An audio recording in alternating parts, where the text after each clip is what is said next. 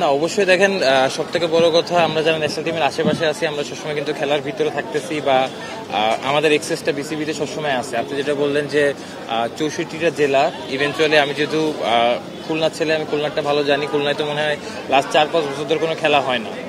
তো এটা আসলে আমাদের প্লেয়ারদের জন্য অনেকটা হতাশার যে এরকম সিচুয়েশন আমাদের ফেস করতে হচ্ছে।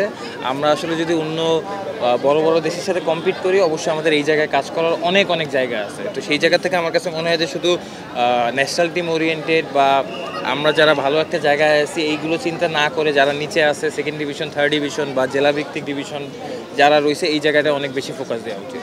না অবশ্যই আমার কাছে মনে হয় যে দেখেন, কোয়াবের ইলেকশন আগে মনে হয় একটা আমাদের জাস্ট সিলেকশন টাইপের হয়েছিল, বাট আমি আসলে এরকম ইলেকশন দেখি নাই। অ্যাট দ্য সেম টাইম আমার জন্য লাইফে ফার্স্ট টাইম ভোট, আমি কিন্তু ন্যাশনাল ভোটও দিই নাই, এখানেই ফার্স্ট আজকে ভোট দিলাম। সো আমার কাছে মনে হয় যে এখানে আসতে পেরে ভালো লাগতেছে। সিনিয়র অনেক প্লেয়ার আছে যাদের সাথে হয়তো অনেক বছর ধরে দেখা হয় না। ইভেনচুয়ালি আমাদের যারা আমরা একসাথে খেলতেছি সবার সাথেই এটা নিয়ে লাস্ট কয়েকদিন ধরে কথা হচ্ছিল। তো আমার কাছে মনে হয় যে ভালো একটা এনভায়রনমেন্ট হয়েছে। অবশ্যই ধন্যবাদ দিতে চাই যারা আসলে এই সিচুয়েশনটা ক্রিয়েট করতে পারছে, যারা ম্যানেজ করতে পারছে। কারণ আমার কাছে মনে হয় যে একটা ভালো এনভায়রনমেন্টে আমরা সবাই একসাথে দেখা করতে পেরেছি। না এটা আসলে আমার কাছে মনে হয় যে সবসময় যেহেতু ক্রিকেটের সাথে আছি, ক্রিকেট খেলতেছি, অ্যাট দ্য সেম টাইম আমাদের ক্রিকেটারদেরও কিন্তু একটা রেসপন্সিবিলিটি আছে যে আমাদের নিচে কারা আছে তাদের এইভাবে নিয়ে চিন্তা করা।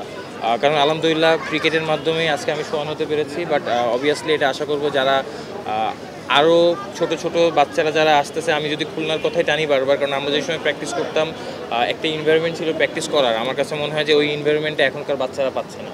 তো এই জায়গাটায় অবশ্যই আমার কাছে মনে হয় যে একটা নিজের প্লেয়ার বলি বা মানুষ হিসেবে বলে এই জায়গা থেকে একটা রেসপন্সিবিলিটি সবসময় থাকবে যাতে খেলাধুলোর জন্য সবাই ওই স্কোপটা বা ওই এনভায়রনমেন্টটা পায়।